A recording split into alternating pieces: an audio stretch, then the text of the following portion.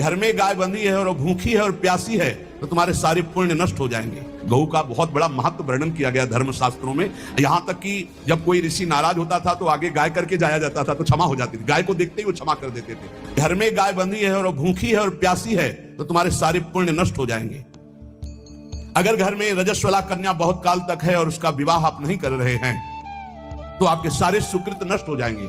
यदि घर में ठाकुर जी विराजमान है और कर का पहनाया हुआ माला सुबह तुमने देख लिया तो तुम्हारे सारे पुण्य नष्ट हो जाएंगे, क्योंकि शयन कराते समय तुमने उतारा नहीं, अर्थात तुम सेवा में प्रमाद करते हो। कृतम जैसे सुबह श्रृंगार किया तो रात्रि के शयन के समय वो हटा लेने चाहिए माले। जब हम शयन कराते हैं तो भले पुष्प शैया पे शयन कराएं पर माला नहीं धारण करें। श्रृंगार का माला अगर दूसरे दिन दर्शन किए क्यों पहने ठाकुर जी, तो तुम्हारे सुकृत नष्ट हो जाएंगे। गाय बंदी हो घर में, वो प्यासी है और भूखी है, तुम्हारे सुकृत नष्ट हो जाएंगे।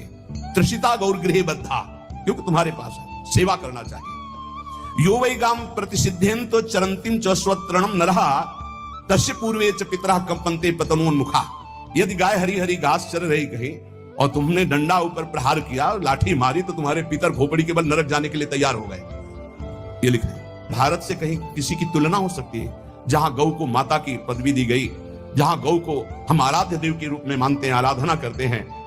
गौ रक्षा, गौ सेवा, ये बहुत बड़ा इसमें छुपा हुआ है। स्वयं भगवान अवतरित होकर गौ रक्षा, इसलिए धन्य है उनका जीवन जो गौ सेवा परायण है भगवत भाव से।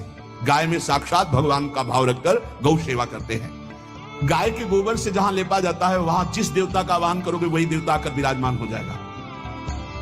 अपवित्र भूमि में भी यदि गाय के गोबर का लेप कर दिया जाए तो परम पवित्र मानी जाती है। गाय बहुत पवित्र, जहां वो बैठती है, जहां वो मूत्र त्याग करती, गोबर त्याग करती, वो स्थान तीर्थ तुल्य पवित्र माना जाता है। भगवान जब गाय के पीछे पीछे चलते तो गोरज उड़कर उनके मस्तक पर विराजमान होती, उनके मुखार बिंदु पर विराजमान होती।